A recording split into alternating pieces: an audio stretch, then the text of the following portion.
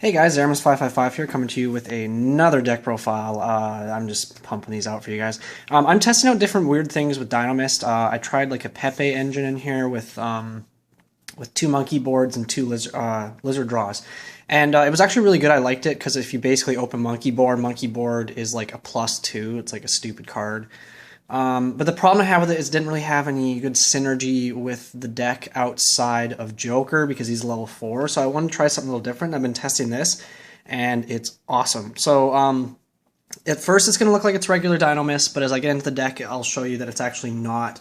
And yeah, it's actually a lot of fun. It's really consistent, and it's a lot more aggressive than the other builds. So yeah, without further ado, let's get on to things here. I'm just having so much fun with this deck. excuse me, sorry guys. Starting things off, of course, we have the 3 Dinomist Rex. Important to remember his effect is not once per turn, so that's very crucial. One thing I'll point out again for people who do not watch my other profile is any of the Dinomist monsters that are scale 6.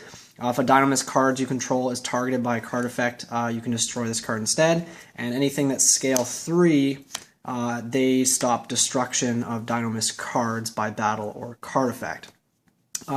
Pteran's amazing because he's not once per turn either, so you can like do multiple attacks with this guy, which is pretty great if you have multiples or if you're using a card in the extra deck, which I'll get to as well. 2 Plesios and 2 Stegosaur. So that's it. That's all I'm playing for Dinomist in this build. It's just 10. That's all you need. You don't need more than that. The other level 5s, honestly, guys, the more you test the deck, the more you'll realize the other level 5s suck. They're not good. The only one that's actually good out of the other level 5s is Spinos whenever we get it, hopefully soon, I think in the next set. But other than that, yeah, the level 5s are they're not good. So moving on, for the engine, I am playing Triple Wisdom Eye Magician. So now you're probably not surprised, you're like, oh, okay, it's just magicians. Magician engine is just so good. It's rank 4 based because of this card and Joker, so it has a lot of really good synergy with the deck. And of course, it's kind of an advantageous engine in the sense that I can set scales between 8 and 1, and that works perfectly with this deck. So there's really no issues of not having synergy. This card's just amazing. It just floats itself. If you open 2, you basically win, and yeah, just super, super good. The 1 Oafdragon Magician. I don't play 2. I don't think you need 2. You just need 2 lower scales and 2 higher scales, in my opinion. So yeah, the 1 Oafdragon's really good, and then for the other lower scale, I am playing the 1 Dragonpulse Magician. I don't think you need, like, you could play 2 of him, but I just like Oafdragon because he can add you back, like, your magicians that are dead, like a Wisdom Eye Magician or a Dragonpit or something, and then you can set the scale again. So I think that's really good if he's in the Pendulum Zone. And of course, if you are discarding stuff, if he's in the extra deck and you special him, you can add Pendulum monsters back to your hand. So I just like him at 1. I think he's just really, really crucial. He's the only card in the deck other than Dragonpit that doesn't really have any synergy because he's level 6. But I mean, like, he's still there. He's still good. 2 Dragonpit Magician. I was thinking about actually playing Leo in the extra deck just for the pure fact that he's level 7. So of course, him plus Nishipachi is a Leo, but I don't know, I feel like that play won't come up enough to warrant the space in the extra deck. And the extra deck is fairly tight on space, like I think it's pretty solid. This is just your higher scale. I was trying 1, but it kept getting like popped, and then I was just like, okay, I don't have any higher scale left, so my Wisdom Magicians are kind of useless, because that means I can only Pendulum summon anything that's level 4 at that point, meaning I won't be able to summon out my arguably best monster in the deck, which is Rex. So I was like, I'm just going to play a second Dragonpit. I mean, if you don't want it and you draw 2, you can always like discard it to pop a back row or a Pendulum Scale or something. So I think 2 is perfectly fine. And then 3 Skullcrobat Joker because he's broken, and this just makes the deck have better first turn plays. Like, the one problem I had Dinomist is I was always trying to go second, but if I went first, unless I opened really well, like a really good Karakuri Dinomist hand, like, my hands weren't that great. So I figured that this build adds a lot more consistency to your first turn plays, and it lets you spam out Dinomist monsters without having to waste those monsters in the Pendulum Zone. On the tuners, so these guys work really well in this deck because obviously you can make other synchros and you can make rank 4 XYZs. So the 2 Saizans or Watchdog. Unfortunately, of course, their magicians are spellcasters, so you can't make your Karakuri tuners, but you can still make stuff like Crimson Blader, Scrap Dragon, or Stardust Dragon. And then with your level 7, you can still make like Moonlight Dragon, which is really good. And obviously you can make any of your rank 4s with this guy as well. So he's really, really good, and you can pendulum him very easily in this deck. And now I can finally pendulum summon Nishipachi. That was my other problem with the deck, is like I'd have to normal summon Nishipachi, and I hated that. So now if you're playing like a different scale, or a higher scale, you can now pendulum summon this card, which is fantastic. So when he's special summoned as well, he will get that switch effect. So that's pretty amazing as well. You pendulum summon him, you get to enemy control or something. So that's really relevant. And then for the last 2 monsters, I'm playing 2 Maxx. So that's a much bigger monster count than the other version. I think it's like 26 or something, 25. Anyways, on to spells. Pretty small spell lineup this time around. I'm playing triple Dinomist Charge, obviously, because this card's amazing. It's like the whole Dinomist engine. Super, super strong. Yeah, I would never not play 3. I mean, some people might be like, oh, with this build, you don't have a lot of targets for it because you're only running 10. But, I mean, everything recurs in this deck. So after you get the first charge on the board, like, that's really all that matters. If you get the second one, it doesn't really matter. You can, like, discard it off Pendulum Call. Or I usually save the second one in my hand, so... So with this build, I'm only playing 2 Pendulum Calls. Some people might be like, oh, play 3, you have to play 3. If you draw 2, you can just discard the other one. I was trying 3, but I just realized, like, I went through my Magician Pendulums so fast, and I had, like, several games where I would dead draw these. So I think this is really good to open it, but I never want to, like... the way I run 3 ofs is, like, a card I want to open, and I do want to open this, but I don't want to open it, or I don't want to draw it consistently after the first one. So I think 2 is always the best number for that. So I am playing triple Wavering Eyes in here, obviously, because you're playing the Magician Pendulum build. It's stupid. You can just, like, basically I'll, like, play 2 Dinomist Pendulums. You Wavering Eyes, search out Joker if you have another, like, Wisdom Eye in your hand. The Joker searches out the other Wisdom Eye. You Pendulum Scale them both, destroy them both, set up your 8 and your 1 scale, and then you Pendulum Summon back 4 monsters. So you end up having 5 monsters on your board off of, like, how many cards is that? 3 cards. So that's, or 4 cards. So that's pretty dumb. And then of course, if you have a charge in your hand as well with that, you got the nuts. So that's it for spells. Pretty small spell lineup. It's only 8. The reason being that I'm not playing like limiter removal is I just decided that I'm not focusing as much on the machine aspect this time around. It's more just like just spam in general, and then using the Dinomist effects. And because of Plesios, you can pretty much get your opponent's monsters pretty low anyways, that I feel like limiter removal could be dead in most cases, so I just decided to take it out. Now that I'm also playing the Magician engine, you don't really need back row removal because of Dragonpit. And the crazy thing about Dragonpit, I should have mentioned this. People probably know this as well, but the thing about these 2 cards is that they just say discard 1 Pendulum monster. So I can always just discard, stuff like a dead, Dinomist Rex. It doesn't matter. It just has to be a Pendulum monster, and you basically just discard it and pop a back row, pop a face-up monster. So it's really, really good. And yeah, these cards are like basically always live, so I really like that. So onto the traps, pretty small trap lineup now. Triple Dinomist Rush.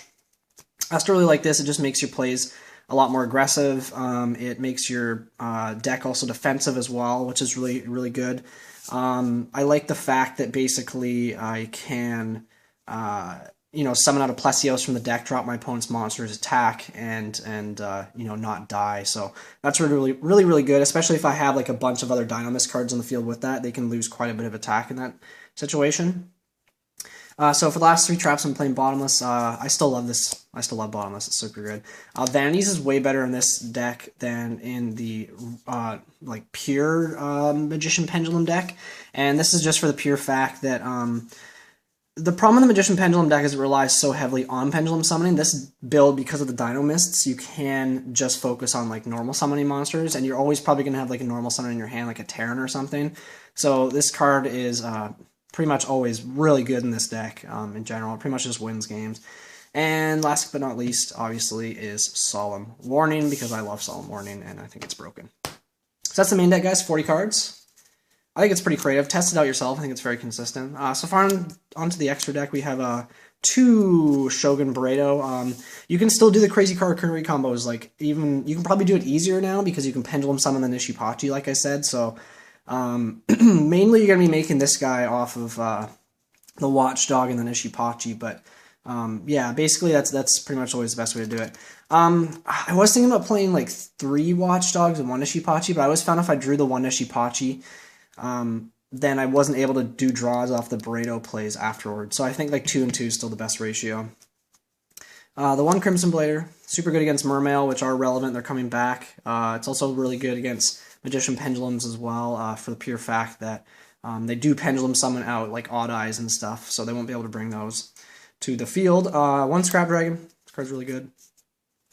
1 Stardust Dragon, this card's excellent because now that I'm playing more of a Magician oriented deck, I can summon this out against like the Magician Pendulum mirror match, and I don't have to worry as much for getting Wavering Eyes, which obviously sucks. So this is like my Wavering Eyes stopper.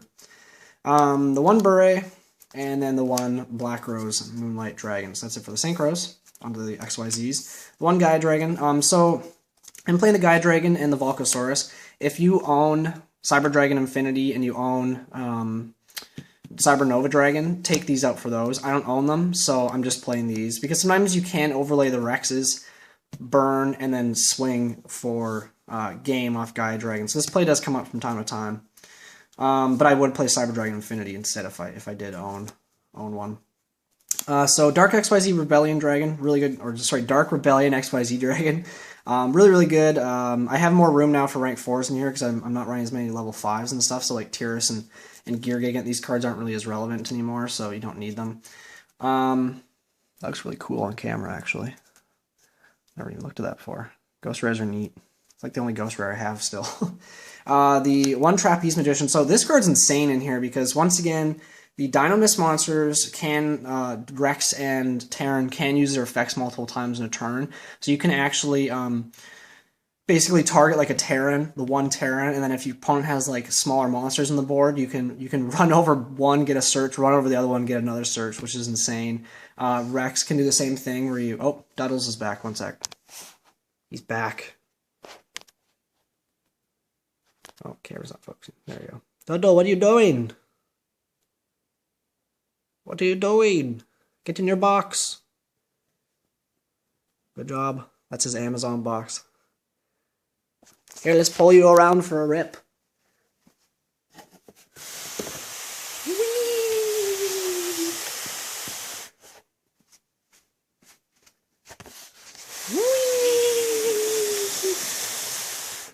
I can't tell if he likes that or not. Alright, let's get back to the deck profile. Okay, so as I was saying, is you can target Rex, and if you have Rex and 2 other Dinomist monsters on the board, you can actually shuffle 2 cards off of 1 Rex, which is pretty crazy, and he'll gain 200 attack as well. So 1 Ring to 0. This card's so freaking nuts in here. Yeah, I should have had this in my original deck profile, but this card's insane. Basically, if you have a Plesios on the board, just a Plesios, and I do this play a lot where I'll like do the double Insight Magician play, and then I'll bring them both back, make a Regna 0, and then like Pendulum out of Plesios. Your opponent can't do anything unless they have like Raigeki, because any monster they summon, you're just going to pop it and draw a card, because their monster loses attack and defense. So this card is so good in here. Plus it's a water, so if you have Abyss Dweller up, it does go up by 500, so it'll be at 2,900, which is pretty crazy. Yeah, the 1 Honor Arc, finally, like I said, I did get one. So happy about that. Card's awesome still. The 1 Castel, and then the 1 Dweller, because it's super good in this deck, because you're pretty much always going to be overlaying with the Dinomist monster, which in that case, it's going to be at 2,200, and this card poops on Mermails. So that is the deck profile, guys. Thanks for watching. Hopefully you enjoyed this. I am going to keep trying to innovate Dinomist and try different things. This build's really good, though. It's really fun. I'm going to be playing it quite a bit, I think. And I will keep you posted on any changes I make on this and the pure Dinomist list. I'm not going to say get this to a certain amount of likes. I'm sure you guys are going to like it anyways, which is obviously greatly appreciated. But yeah, do keep an eye out. I will have the updated... what deck profile did I say I was going to do next? I can't even remember. Anyways, yeah, make sure to like, comment, subscribe, and I will talk to you guys later. Peace.